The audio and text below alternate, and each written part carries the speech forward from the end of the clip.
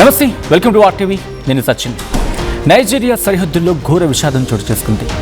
దేశాన్ని పట్టపీడిస్తున్న జిహాదీ రెబల్స్ను అంతం చేయాలన్న లక్ష్యంతో నైజీరియన్ ఎయిర్ ఫోర్స్ చేపట్టిన వైమానిక దాడులు పెను ప్రమాదానికి దారితీశాయి. ఉగ్రవాదుల స్థావరాలను ధ్వంసం చేయబోయి సైన్యం వేసిన బాంబులు గురితప్పి యోబ్ రాష్ట్రంలో ఒక మార్కెట్పై పడ్డాయి. మధ్యాహ్నం టైంలో ప్రజలంతా పనుల్లో మునిగిపోయారు. ఆ టైంలో ఆకాశం నుంచి ఒక్కసారిగా మృత్యువు బాంబుల రూపంలో విరుచుకుపడడంతో ఆ ప్రాంతం అంతా క్షణాల్లో శ్మశాన వాటికలా మారిపోయింది. ఈ ఘోర ప్రమాదంలో ఇప్పటి వరకు సుమారు 200 మందికి పైగా ప్రజలు ప్రాణాలు కోల్పోయినట్లు అంతర్జాతీయ వార్తా సంస్థలు వెల్లడిస్తున్నాయి. మృతుల్లో అత్యధికంగా మహిళలు, పసిపిల్లలు ఉండడం చూస్తూ ఉంటే అక్కడ పరిస్థితి ఎంత భయానకంగా ఉందో అర్థం చేసుకోవచ్చు. బాంబుల ధాటికి మార్కెట్ ప్రాంతం కుప్పకూలిపోయింది. వందలాది మంది తీవ్ర గాయాలతో రక్తపు మడుగుల్లో పడి ప్రాణాల కోసం కొట్టుమిట్టాడుతూ ఉన్నారు. స్థానిక హాస్పిటల్స్ బాధితులతో కిక్కిరిసిపోయాయి.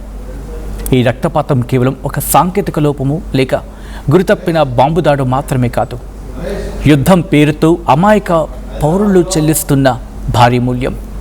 జిహాదీల అరాచకాలను అణచివేయాలన్న లక్ష్యం సరైనదే కావచ్చు, కానీ క్షేత్రస్థాయిలో పక్కా సమాచారం లేకుండా చేసిన ఈ సాహసం ఇప్పుడు నైజీరియా ప్రభుత్వాన్ని అంతర్జాతీయ వేదికపై దోషిగా నిలబెట్టింది. బాంబుల మూత ఆగిపోయిన ఆ మార్కెట్ వీధుల్లో వినిపిస్తున్న ఆర్తనాదాలు మాత్రం ఇప్పట్లో ఆగిలా లేవు. తమను రక్షించాల్సిన సొంత దేశ విమానాలే మృత్యు శకటాల్లా మారి పసి ప్రాణాలను హరించడం ఆ ప్రాంతవాసులను కోలుకోలేని దెబ్బతీసింది. ఉగ్రవాదాన్ని అంతం చేయడంలో ఎంత వేగం అవసరమో అంతకంటే ఎక్కువ జాగ్రత్త అవసరమని ఈ ఘటన ఇంకోసారి ప్రపంచానికి రుజువు చేసింది.